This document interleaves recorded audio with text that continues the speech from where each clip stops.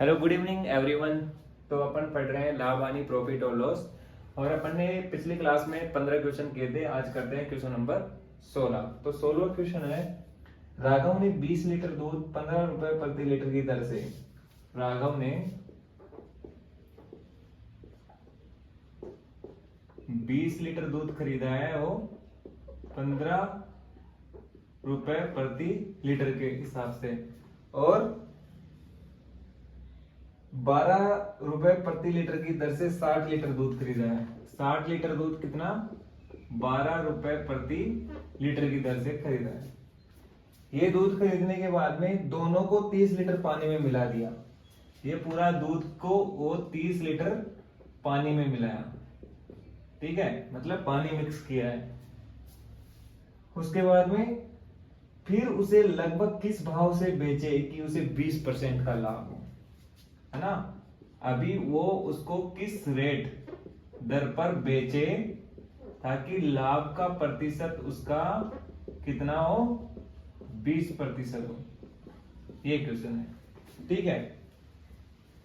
20 litre दूध उसने 15 के हिसाब से खरीदा और 60 लीटर दूध 12 रुपए प्रति लीटर के हिसाब से खरीदा, ठीक है। फिर उस पूरे दूध को खरीद के, जो प्योर दूध था उसमें 30 लीटर पानी और मिला दिया, ताकि लोग सस्ता खरीदते हैं ना, तो पानी मिला के बेच रहा है वो, देखिए प्रॉफिट भी हो जाए 20% का और लोग आसानी से खरीद भी ले, ठीक है।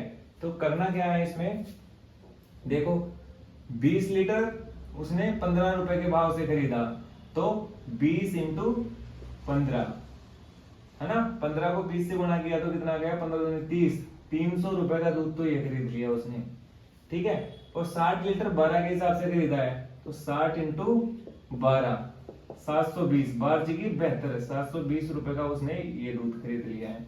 तो टोटल कितना लीटर दूध हो गया? 80 लीटर दूध। टोटल कितना लीटर हुआ है यहाँ से? 80 लीटर दूध। वो उसने कितने में खरीद लिया? 1020 रुपए में, ठीक है। तो कुल लागत उसको कितने आई? कुल लागत या क्रय मूल्य बोल सकते हो, ठीक है। दूध के लिए उसको कितने की आई? 1020 रुपए की, ठीक है। बाकी 30 लीटर तो पानी मिलाया है, लेकिन अभी उसके पास में दूध कितना हो गया है? दूध उसके पास में कितना हो गया? 80 लीटर तो प्योर दूध था और 30 लीटर उसने मिला दिया पानी, तो उसके पास टोटल अब मिक्स दूध है। बाकी के लिए दूध ही है, उसी को तो पता है पानी मिलाया है, तो 110 लीटर दूध हो गया उसके पास, ठीक है। उसको किस भाव से बेचे कि उसको लाभ परसेंट कितना हो? 20% हो। तो लाभ परसेंट कितना कमाना है? 20%। तो विक्रय मूल्य कितना होगा? तो 110 लीटर दूध का विक्रय मूल्य कितना होगा? सिंपल सा है कि क्रय मूल्य 1020 पे उसको लाभ कितने का होना चाहिए? 20% का, तो 120/100। भाई क्रय मूल्य तो रहेगा ही रहेगा, लागत तो रहेगी, उसमें प्लस 1020 का 20% और जुड़ जाएगा, तो 100 + 20 120/100, ये हो जाएगा 110 लीटर दूध का विक्रय मूल्य। तो 1020 यही सोल्व कर देता हूं, 0 से 0 काट दो, ये 0 से 0 काट दो, 12 दूनी 24 और 12 एकम 12, 1224 रुपए। यानी कि वो 110 लीटर दूध कितने का होना चाहिए? 1224 का। तो 110 लीटर दूध का विक्रय मूल्य 1224 है, तो 1 लीटर दूध का मूल्य कितना होगा? तो 1 लीटर दूध का विक्रय मूल्य यानी कि वही दर आपका क्या हो जाएगा? 1224/110। भाई जो 1 लीटर दूध का विक्रय मूल्य होता है वही तो दर होती है। भाई 1 लीटर को कितने में खरीद रहा है?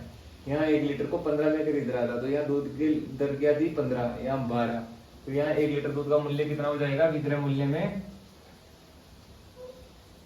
कितने से कट रहा है? 11 से कट रहा है, 11 एकम 11, 11 एकम 11, और यहाँ कितना बच गए?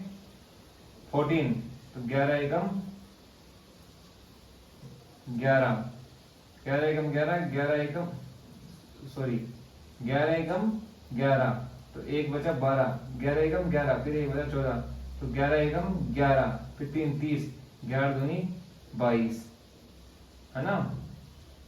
तो ये 111.12 हो गया, 111.2, और फिर 11 दूनी 22, 11×7 = 77, तो ये हो गया आपका 111.27 बटे 10, तो ये आ गया आपका 11.12 रुपए, 127 रुपए। यह आपका 1 लीटर दूध का विक्रय मूल्य आ गया 11.127 रुपए। तो ये आपकी दर हो जाएगी, मतलब उसको कितना रुपए में बेचना पड़ेगा 1 लीटर दूध, 11 रुपए और 127 पैसा। ठीक है, तो ये हो गया आपका क्वेश्चन नंबर 16। समझ में आया सभी को। अब करते हैं क्वेश्चन नंबर 17। क्वेश्चन नंबर 17 है, किसी वस्तु के विक्रय मूल्य तथा क्रय मूल्य का अंतर 210 रुपए है। यदि लाभ प्रतिशत 25 हो तो उस वस्तु का विक्रय मूल्य होगा।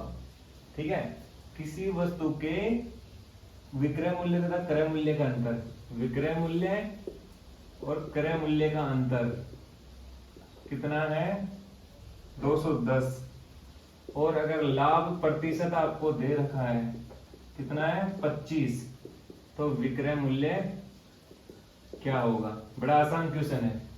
ठीक है, तो लाभ प्रतिशत कैसे निकालते हैं, लाभ बटे क्रय मूल्य इंटू 100, ऐसे निकालते हैं, लाभ बटे क्रय मूल्य इंटू 100, लाभ प्रतिशत ऐसे निकालते हैं। तो लाभ प्रतिशत आपको कितना रहेगा 25, और लाभ कितना है, विक्रय मूल्य में से क्रय मूल्य निकालते हैं वही लाभ होता है। वो क्रय मूल्य और विक्रय मूल्य इनका अंतर ही लाभ और हानि होता है। तो यहाँ विक्रय मूल्य और क्रय मूल्य लाभ परसेंट दे रखा है, तो पक्का विक्रय मूल्य ज्यादा है और क्रय मूल्य कम है, तो उन दोनों का अंतर 210 है बटे क्रय मूल्य इंटू 100। 25 से कम 25, 25 जो 100, तो यहाँ 1 आ गया ना, तो क्रय मूल्य बराबर क्या आ गया आपका 210 को 4 से गुणा कर लो, क्रय मूल्य इधर गया 1 से, तो यह आ गया, और 210 को 4 से गुणा किया तो 0, 4 एकम 4, 4 दूनी 8, 840 रुपए, यह आ गया आपका क्रय मूल्य। तो इस मान को यहाँ रख दो, विक्रय मूल्य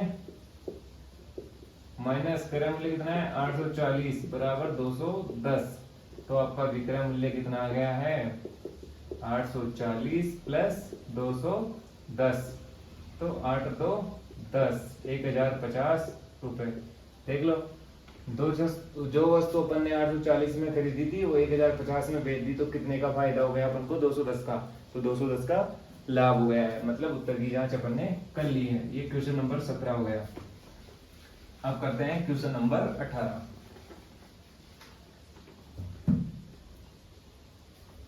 क्वेश्चन नंबर 18 है, किसी व्यक्ति ने एक घोड़ा 15% के लाभ से बेच दिया। यदि उसने इसे 25% कम में खरीदा होता और 60 रुपए कम में बेचा होता तो उसे 32% का लाभ होता।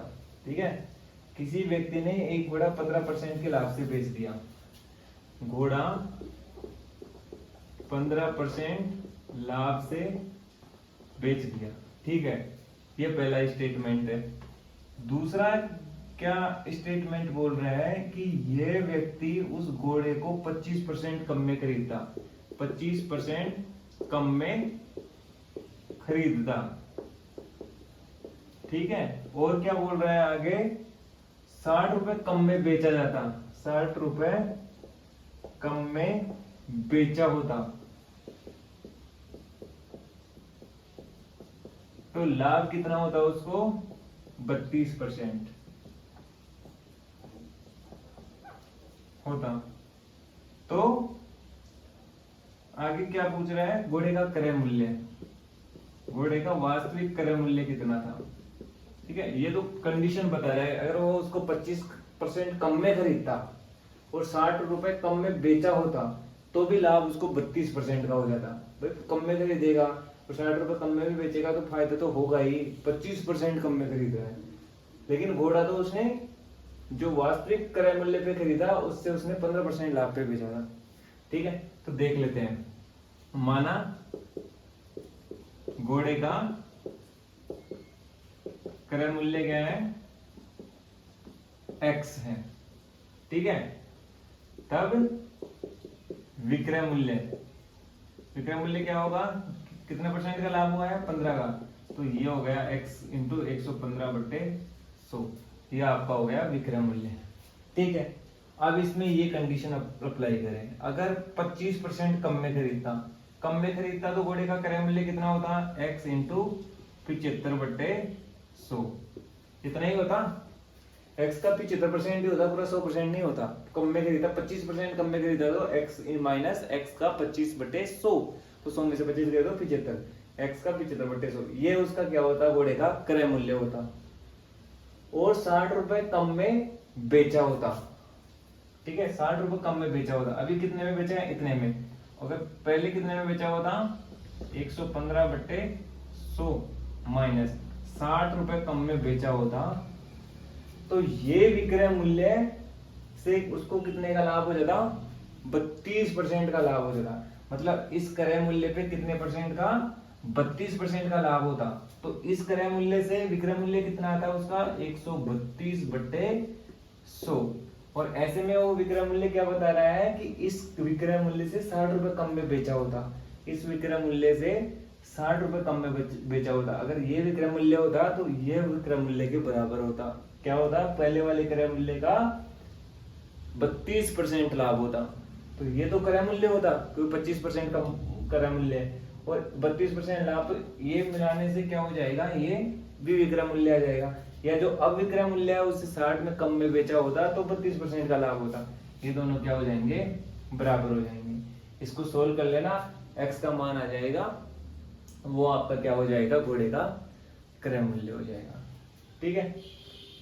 सोल्व कर दूं, एक बार और समझा देता हूं। माना घोड़े का क्रय मूल्य x है, तो विक्रय मूल्य क्या हो जाएगा कि 15% के लाभ पे बेच रहा है, तो x इंटू 115/100। अब बोल रहा है कि अगर इस घोड़े को 25% कम में खरीदता तो क्रय मूल्य कितना हो जाता है, x इंटू 75/100।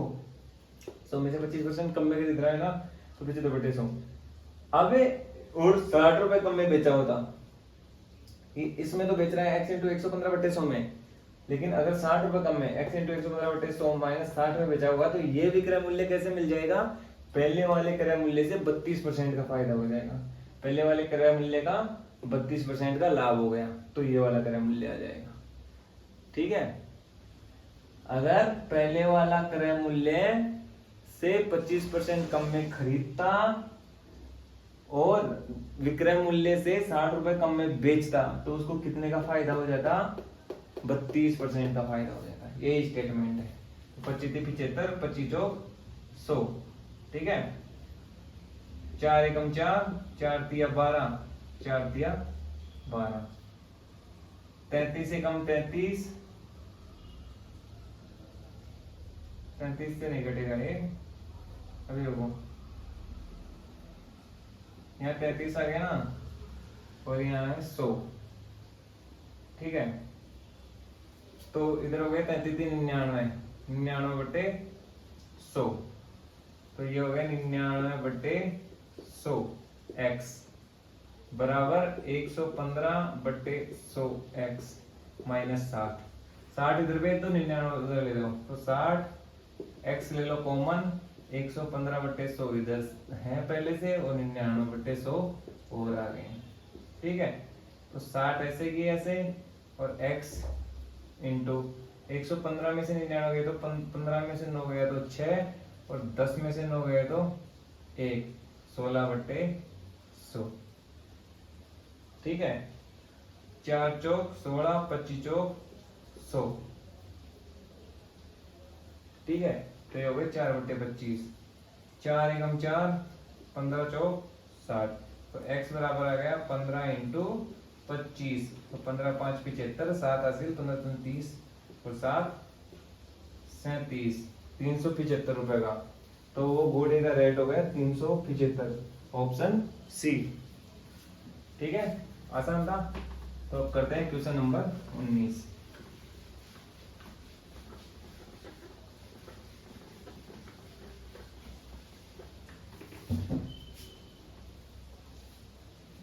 19वां क्वेश्चन है, एक दुकानदार ने एक पैकेट काजू 144 रुपए में बेचकर, एक दुकानदार ने एक पैकेट काजू 144 रुपए में बेचकर उतने ही प्रतिशत का लाभ कमाया जितना उसका क्रय मूल्य था।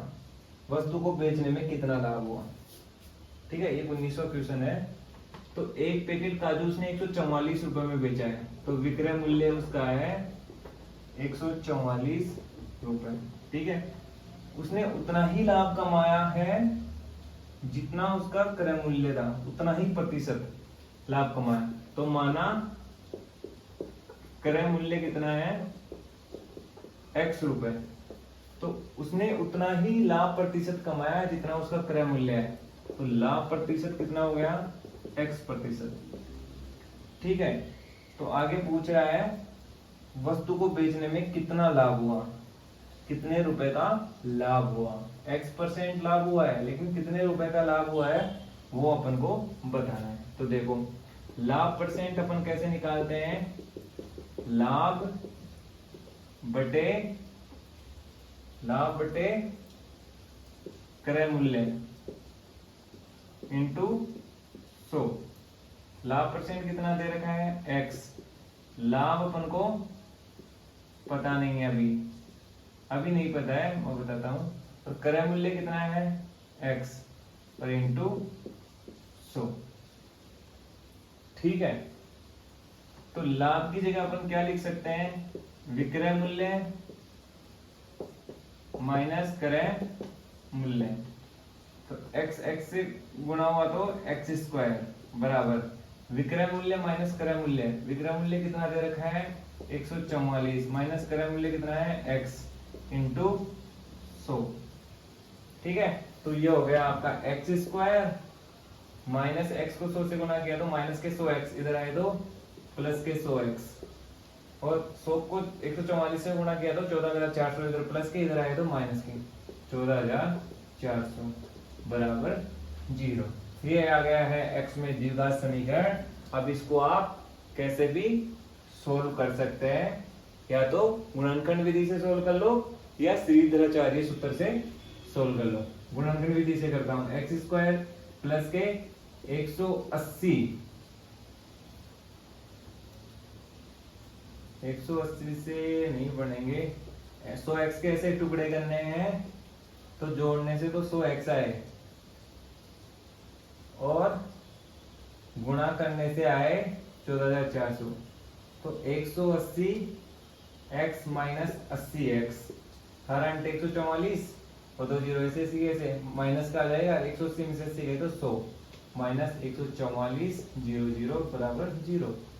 दो के जोड़े बना लो, यहाँ से x कॉमन, यहाँ से बच गया x प्लस यहाँ से 180 माइनस यहाँ से क्या कॉमन 80, अंदर से बच गया x और माइनस बाहर ले लिया तो अंदर हो गया प्लस। 80 को कितने से गुणा करेंगे तो ये आएगा 180 से बराबर 0। यहाँ दोनों में कॉमन है x प्लस 180 और यहाँ से x माइनस 80। दोनों को अलग अलग 0 के बराबर कर दो तो इस बराबर आ गया x बराबर माइनस का 180 और x बराबर प्लस का 80। ये तो संभव नहीं है, क्रम मूल्य माइनस में थोड़ी होगा, और ये हो जाएगा x बराबर 80। 80 क्रय मूल्य हो गया, तो लाभ कितना आ जाएगा, विक्रय मूल्य माइनस क्रय मूल्य। ठीक है, तो विक्रय मूल्य कितना है 144 माइनस 80, तो 64 रुपए क्या हो गया आपका लाभ। तो ऑप्शन बी। समझ में आया सभी को, बड़ा अच्छा क्वेश्चन था। तो ये हो गया क्वेश्चन नंबर 19। अब करते हैं क्वेश्चन नंबर 20।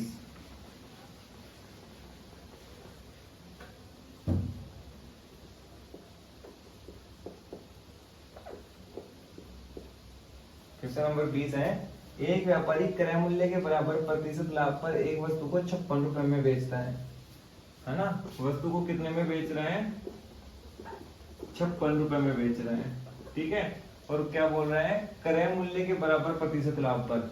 तो क्रय मूल्य माना कितना है x है, और तो लाभ प्रतिशत भी कितना है x प्रतिशत। बोला है ना कि एक व्यापारी क्रय मूल्य के बराबर ही प्रतिशत लाभ पर एक वस्तु को 56 रुपए में बेचता है, उसका क्रय मूल्य क्या होगा, x का मान पूछ रहा है। तो वही है, लाभ परसेंट कैसे निकालते हैं, लाभ को क्या लिख सकते हैं, विक्रय मूल्य। जब दे रखा है विक्रय मूल्य माइनस क्रय मूल्य, ये आपका लाभ हो गया बटे क्रय मूल्य इंटू 100। पीछे वाला जैसा ही क्वेश्चन है, लाभ परसेंट कितना हो जाएगा x, विक्रय मूल्य 56 माइनस क्रय मूल्य x बटे x इंटू 100। तो ये x स्क्वायर, यहाँ से आ गया आपका 5600 माइनस 100x। ठीक है, इसको इधर लिया तो x स्क्वायर प्लस के 100x माइनस के 5600 बराबर 0। इसको सोल्व करके x का मान निकाल लेना, जो प्लस वाला आएगा वो आपका आंसर हो जाएगा क्रय मूल्य। ठीक है, तो ये हो गया क्वेश्चन नंबर 20।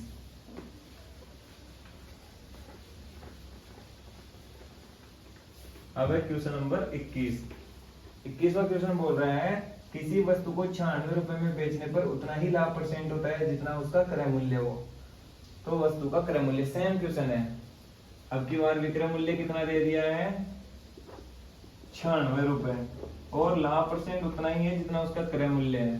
तो क्रय मूल्य उसका है माना x। ठीक है, तो लाभ परसेंट भी कितना हो जाएगा, x%। तो अपन जानते हैं लाभ परसेंट इक्वल तो होता है लाभ बटे क्रय मूल्य इंटू 100।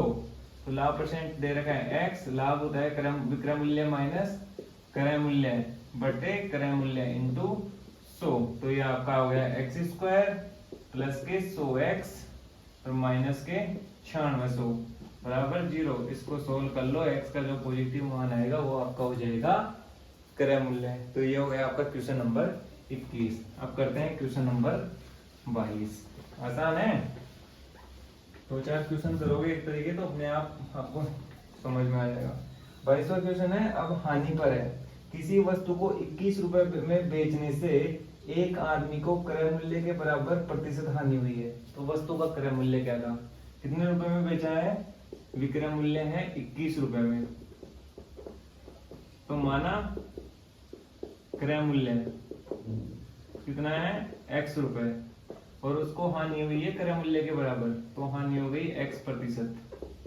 ठीक है, तो हानि भी अपन को पता होता है, क्या होता है हानि परसेंट भी, हानि बटे क्रय मूल्य इंटू 100। तो हानि परसेंट है x और हानि क्या होता है, क्रय मूल्य माइनस विक्रय मूल्य। अब उल्टा हो जाएगा, पहले विक्रय मूल्य माइनस क्रय मूल्य चल रहा था, अभी क्रय मूल्य माइनस विक्रय मूल्य हो जाएगा x माइनस 21 बटे क्रय मूल्य क्या है x इंटू 100। तो ये कर लो गुणा, x स्क्वायर इक्वल टू हो गया 100x माइनस 2100। तो अब आ जाएगा आपका x स्क्वायर माइनस के 100x और प्लस के 2100 बराबर 0। इसको सोल्व कर लो, x का मान निकाल लो, वो आपका हो जाएगा क्रय मूल्य। समझ गए, चिन्ह का ही फर्क पड़ा है। यहाँ 21 माइनस x होता लाभ होता है तो हानि हो गया, तो x माइनस 21 हो गया, क्योंकि पहले क्रय मूल्य फिर विक्रय मूल्य। ठीक है, तो ये हो गया आपका क्वेश्चन नंबर 22। अब करते हैं क्वेश्चन नंबर 23। 23वां क्वेश्चन है, सुरेश ने एक घड़ी 20% की हानि पर रवि को, ठीक है, ये सुरेश है, सुरेश ने एक वॉच कैसे बेचा है, 20% का लॉस, और किसको बेच दिया है, रवि को। फिर रवि ने क्या किया, रवि ने इसी वॉच को 20% लाभ पर किशन को 20% प्रॉफिट, और ये बेच दिया है इसने किशन को। फिर किशन ने क्या किया है, किशन ने इसी वॉच को 20% हानि पर, फिर से 20% के लॉस पर किसको बेच दिया है, अमर को। ठीक है, ये पूरा कहानी हुआ है। सुरेश ने इस घड़ी को 20% के लॉस पे रवि को बेचा थे, रवि ने वो घड़ी लेके 20% का प्रॉफिट कमा के किशन को बेचा, किशन ने 20% के लॉस से वॉच फिर बेच दी अमर को। ठीक है, तो बताओ अमर, यदि अमर ने उसके 768 रुपए दिए, अमर ने उसके कितने दिए हैं, 768 रुपए दिए हैं, ठीक है, तो उस घड़ी को सुरेश ने कितने में खरीदा, तो सुरेश ने उस घड़ी को कितने में खरीदा, यहाँ क्रय मूल्य क्या था वो पूछ रहा है, ठीक है। तो माना सुरेश ने उसको x रुपए में खरीदा, ठीक है। ये ऐसा ही क्वेश्चन है जैसे अपन ने प्रतिशत में पढ़े थे ना, कोई जनसंख्या उतनी थी, पहले जनसंख्या में 20% का, पहले साल 20% का लाभ हुआ, फिर दूसरे साल 30% का लाभ हुआ, तीसरे साल 40% का लाभ हुआ, तो क्या कैसे करते थे अपन चक्रवृद्धि की ब्याज की, जैसे x इंटू 120/100 इंटू 130/100 इंटू 140/100, तो वैसा ही क्वेश्चन है। पहले क्या हो रहा है, प्रॉफिट हो रहा है तो प्लस हो जाएगा, फिर पहले लॉस हो रहा है तो माइनस हो जाएगा, फिर प्रॉफिट हो जा रहा है तो प्लस हो जाएगा, फिर लॉस हो रहा है तो माइनस हो जाएगा, 100 माइनस, ठीक है। तो क्या हुआ, सबसे पहले x रुपए में खरीदी उसने, तो रवि के लिए वो क्रय मूल्य कितना हो जाएगा, रवि का क्रय मूल्य कितना हो जाएगा, x इंटू जो सुरेश का विक्रय मूल्य होगा वो रवि का क्या हो जाएगा, क्रय मूल्य, ठीक है।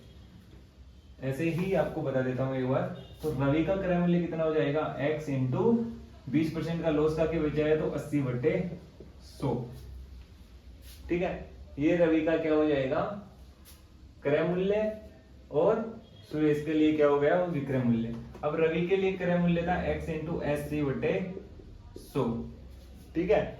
रवि के लिए क्रय मूल्य क्या था, x इंटू 80/100, इसने 20% का प्रॉफिट कमाया है इस पे, तो x इंटू 80/100 का प्रॉफिट कितना कमाया उसने, 20%, तो इसका 120/100।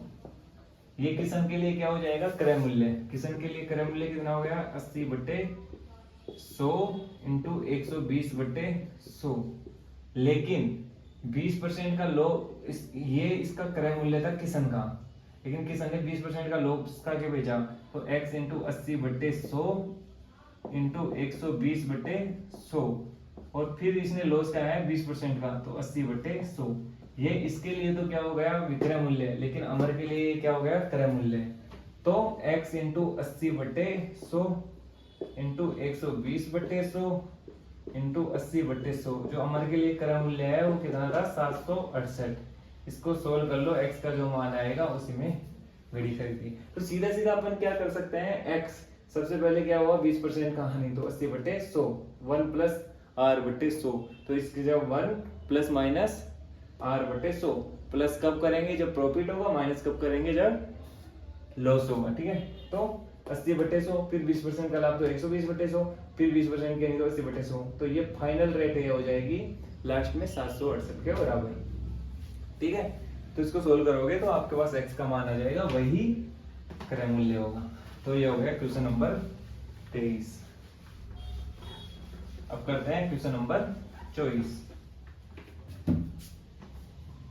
24वां क्वेश्चन है, A किसी वस्तु को B को 25% लाभ से, B उसी वस्तु को C को 20% लाभ से, और C उसी वस्तु को D को 10% लाभ से बेचता है। यदि D ने उसके लिए 330 रुपए दिए हो तो A ने उसे कितने में खरीदा था। माना A ने x रुपए में खरीदा, ठीक है। तो A ने क्या किया है, वो वस्तु दी है B को 25% लाभ, ठीक है। फिर B उसी वस्तु को C को 20% लाभ से, B ये वस्तु दिया C को, वो 20% लाभ कमाया। फिर C उसी वस्तु को D को 10% लाभ से बेचता है, C उसी वस्तु को 10% का लाभ से D को बेचता है, यहाँ लाभ ही लाभ हुआ है। और यदि D ने उसके लिए कितने रुपए दिए, 330 रुपए, फाइनल इसने कितने रुपए दिए, 330 रुपए। तो ये घड़ी कितने में खरीदी थी, घड़ी थी या जो भी वस्तु थी। तो देखो क्या हुआ, x हुआ, सबसे पहले x पे 25% का क्या हुआ लाभ, तो x का 125/100। अभी B के लिए क्रय मूल्य हो गया ये, फिर B ने भी इस पे कितना लाभ लिया, 20% का, मतलब 120/100। 100। अब सी के लिए ये हो गया क्रय मूल्य, ठीक है। अब सी ने भी इस पे 10% का क्या लिया है, लाभ, तो 110/100। ये फाइनल प्राइस मिला के 330 रुपए हुई है डी के लिए। इसको सोल्व कर लेना, एक्स का जो मान आएगा वो आपका हो जाएगा वस्तु का स्टार्टिंग में क्रय मूल्य, ठीक है। ये हो गया क्वेश्चन नंबर 24। अब करते हैं क्वेश्चन नंबर 25। तो आज का लास्ट क्वेश्चन है क्वेश्चन नंबर 25। 25वां क्वेश्चन है 50 पेनों का क्रय मूल्य 40 पेनों के विक्रय मूल्य के बराबर है, तो लाभ और हानि का परसेंट बताओ। 50 पेनों का, देखो ऐसे क्वेश्चन को सोल्व करने का आसान तरीका बताऊंगा। 50 पेनों का विक्रय मूल्य 40 पेनों का, नहीं 50 पेनों का क्रय मूल्य 40 पेनों के विक्रय मूल्य के बराबर है, ठीक है। आपको पता चल जाएगा अभी। तो 50 पेनों का क्रय मूल्य कैसे आएगा, 50 इंटू एक पेन का क्रय मूल्य। बताओ, डाउट है तो कुछ बताओ। 50 पेनों का ऐसे ही आएगा, एक पेन 5 का है तो 50 का कितना हो जाएगा, 250। और 40 पेनों का विक्रय मूल्य कितना हो जाएगा, 40 इंटू एक पेन का विक्रय मूल्य, ठीक है। तो संख्या को एक तरफ कर दो, तो 50/40, 40 से आ गया, इंटू एक पेन का क्रय मूल्य बराबर है एक पेन के विक्रय मूल्य में, ठीक है। तो देखो 0 से 0 कर दे, एक पेन का विक्रय मूल्य है उसके क्रय मूल्य का, एक पेन का विक्रय मूल्य उसके क्रय मूल्य का कितना गुना है, 5/4 गुना है। कितना गुना है, 5/4 गुना है। तो 5/4 गुना का मतलब हो गया 1 + 1/4, और 1/4 कितना परसेंट होता है, 25%। तो उसको कितने का लाभ हो रहा है, 25% का लाभ हो रहा है। सीधा ऐसे बोल सकते हो, है ना। बाकी ऐसे नहीं बोलना है, इतना दिमाग नहीं लगाना है। तो अपन कैसे सोल्व करेंगे, इसमें क्या हो रहा है, लाभ हो रहा है।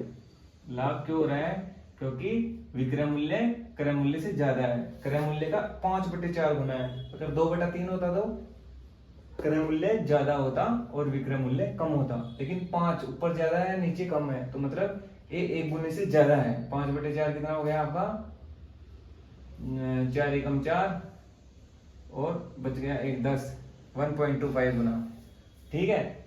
तो मतलब आपका विक्रय मूल्य ज्यादा है और क्रय मूल्य कम है। तो लाभ परसेंट क्या आ जाएगा, लाभ बट्टे क्रय मूल्य इंटू 100, ठीक है। तो लाभ कैसे होता है, विक्रय मूल्य माइनस क्रय मूल्य बटे क्रय मूल्य इंटू 100, ठीक है। ये लाभ परसेंट ऐसे निकालते हैं। तो विक्रय मूल्य तो क्या है आपका, एक पेन का विक्रय मूल्य क्या है, 5/4 का क्रय मूल्य का माइनस क्रय मूल्य बट्टे क्रय मूल्य इंटू 100। 5/4 में से 1 गया तो 1/4 क्रय मूल्य, नीचे भी क्रय मूल्य और इंटू 100।